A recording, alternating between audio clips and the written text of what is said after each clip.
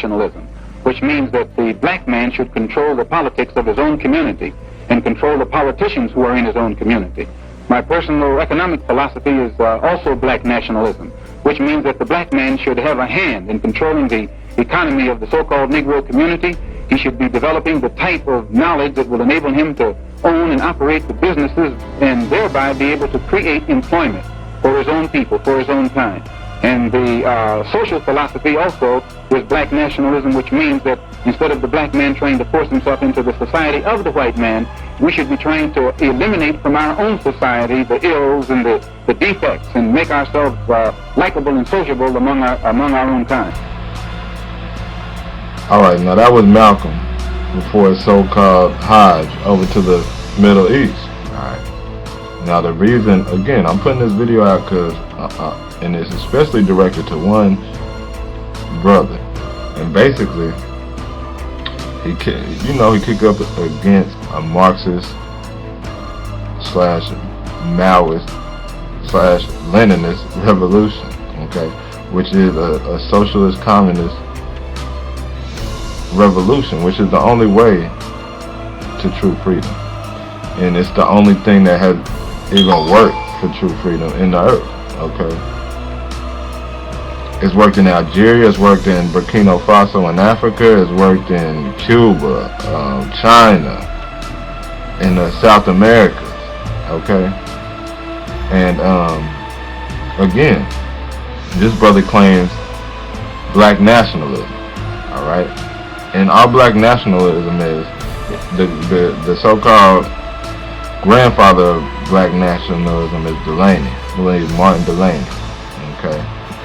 And another black nationalist would be like Marcus Garvey. And these people just believe in, black unity, black separatism.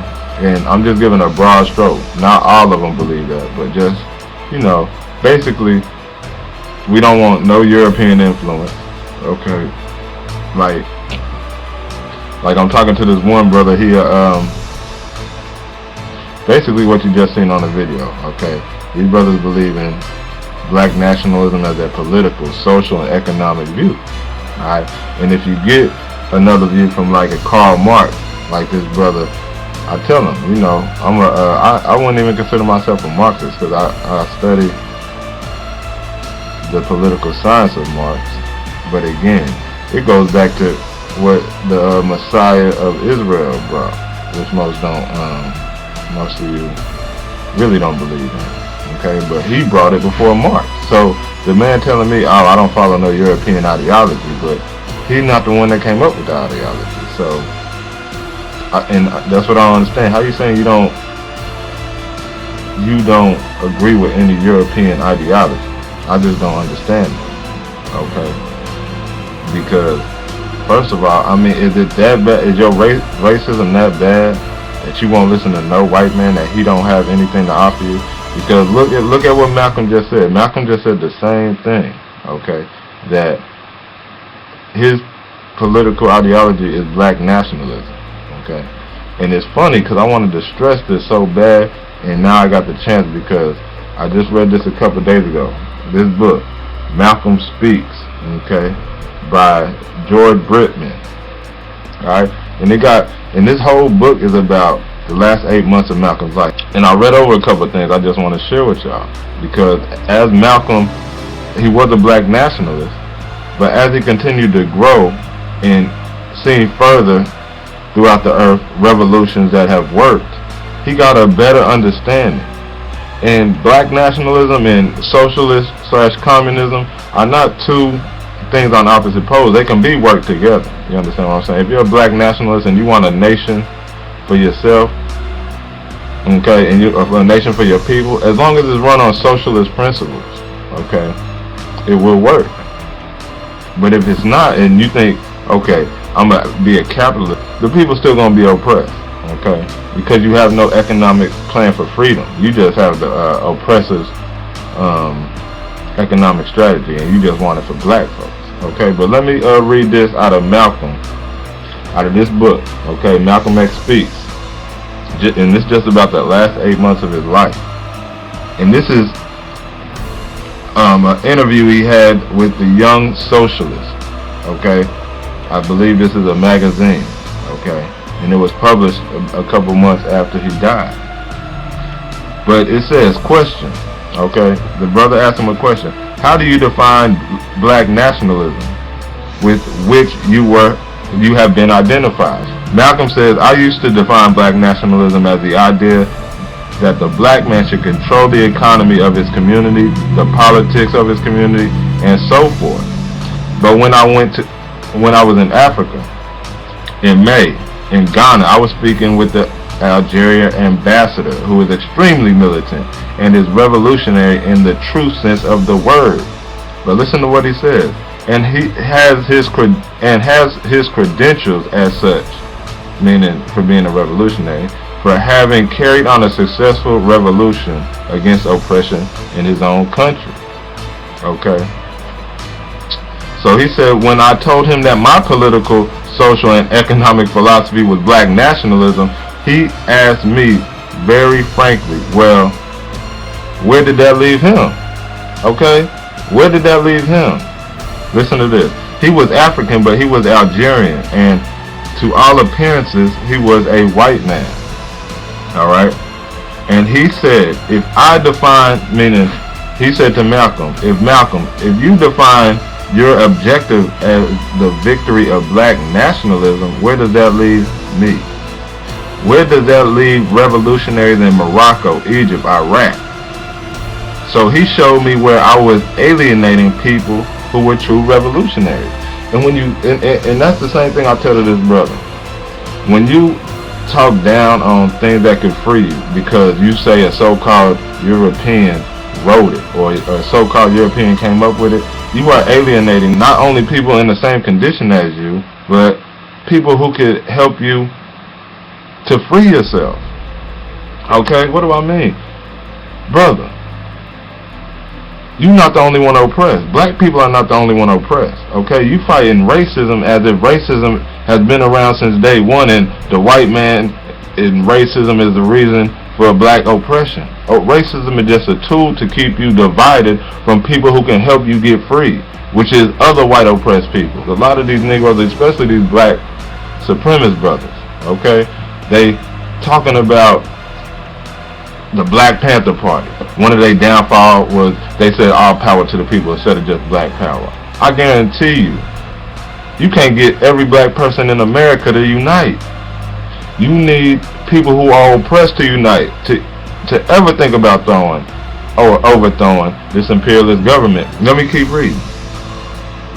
He said, so basically I guess Ben Bella, the ambassador that or one of Ben Bella's comrades, said, you know, you were alienating true revolutionaries dedicated to overturning the system of exploitation that exists on this earth by any means necessary. This is what the Arab, light-skinned Arab, can pass for white, told Malcolm. And listen to this. So this is what Malcolm says. So I had to do a lot of thinking and reappraising of my definition of black nationalism. We can sum up the solution.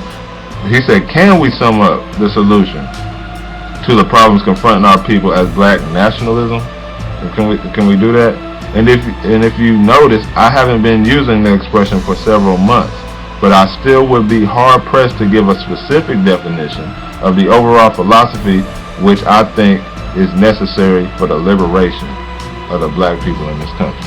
So he said he still can't define it as of yet at this time, but he's saying that the problem really doesn't boil down to just black nationalism, which any true revolutionary would know. And as Malcolm began to grow, he knew, okay, and he started to realize. All right, let me read another interview, and then I'll be through, because I just want to show you the maturation that went on in Malcolm, that he began to believe in socialist principles. He still wanted to free the black American people, because again, and I'm not against freeing black people, because the blacks are going to possibly lead the revolution because they have been the most oppressed in the earth. Okay, so they're going to be the vanguard of the revolution. But you cannot disregard the poor Asians, the poor whites, the poor Hispanics, the poor Vietnamese. because they fighting the same fight you are for liberation, okay, from oppression. So let me just read this one, and this is describing a OAAU meeting, which is the Organization of Afro-American Unity meeting in Harlem, where Marlene Nadell wrote that a man stood, rocked back on his heels, and very slowly said to Malcolm, "We heard you change, Malcolm. Why don't you tell us where you're at with them white folks?" Okay, this is what the man asked Malcolm at this meeting. Without dropping a syllable, he, meaning Malcolm, gave a black nationalist speech on brotherhood. Now listen to what Malcolm says. Okay, this is in the same month of his death in 1965, February 1965. Listen to this. Malcolm says, "I haven't changed. I just see things on a broader scale. We nationalists used to think we were militant. We were just dogmatic, okay? Just in the practicing. It didn't bring us anything. And black nationalism, again, hasn't brought anything, okay? But I could show you Marxist, Marxist-Leninist practices that have brought about revolutions in countries. Listen closely. Now, I know it's smarter to say you're going to shoot a man for what he is doing to you than because he is white. If you attack him because he is white, you give him no out. He can't stop being white, okay? He can't stop being white. We've got to give the man a chance. He probably won't take it, the snake, but we've got to give him a chance. I'm not going to be in anybody's straitjacket. I don't care what a person looks like or where they come from. My mind is wide open to anybody who will help get the apes off our back. Okay. A lot of these uneducated, unconscious Negroes think the ape is the white man. Okay. Racism hasn't been in existence over 400 years in the whole earth. A lot of y'all Negroes say the earth has been around for 4 million years. Okay. Why has racism only been in existence for 400 years? If that, less than 400 years. It's because racism is a tool, okay, to keep the power structure on top. You know, it's basically a tool to keep the white. Basically, it was a tool back in the early slave days when they had black slaves they bought from Africa, from blacks, okay? Blacks was enslaving blacks. It wasn't like you see on your videos like Roots, where you got a European coming over and kidnapping some blacks. No, the blacks was already in slavery. They bought them from black people and brought them over there. But you had white indentured servants, which were white people who worked off their debt, okay, and blacks coming together against the ruling classes, okay, in the early slave days. So they had to start implementing things to divide them, because they knew if these people came together, they would get overthrown. And that's how your racism started to creep into America. Okay, so y'all boys fighting ghosts out here. Racism is real, but unless you tear down the whole system, which is a system of exploitation of all people, okay, it will never exist. So, or you will never extinguish racism. So with that, I hope it was clear. I'm out.